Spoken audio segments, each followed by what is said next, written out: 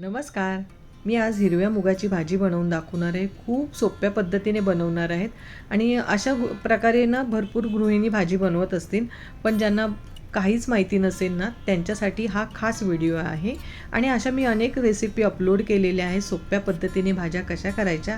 त्यासाठी तुम्ही माझं चॅनल सबस्क्राईब करून ठेवा. तर आता मी हिरवे मूग रात्रभर भिजत घातले. 5 ते 6 तास ठेवले ना तर हिरवे मूग छान भिजतात. आणि मग सकाळी मी कढई गरम केली, 1 चमचा तेल घातला, जिरं, मोहरी, हिंग, कढीपत्ता, कांदा, टोमॅटो घातला आणि लसूण आणि हिरवी मिरचीचा ठेचा घातलेला आहे. तर तुम्ही ते नसेल घालायचं तर तुम्ही काय करा, फोडणीला लसूण द्या आणि लाल मिरची घाला. मग मूग घातले, बटाटा घातला. बटाटा ऑप्शनल आहे, नाही घातला ना तरी चालेल. आणि मूग बुडेल एवढं पाणी घालायचं, चवीनुसार मीठ घालायचं, कारण शिजल्यानंतर ना हे मूग पाणी पूर्ण शोषून घेतलं. आणि झाकण ठेवलं. 1-2 वेळा मी झाकण उघडून बघितलं होतं मूग शिजले की नाही ते पाहायचे.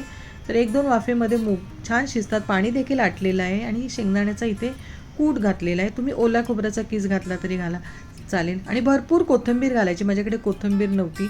पण व्हिडिओ जर आवडला असेल तर लाईक करा.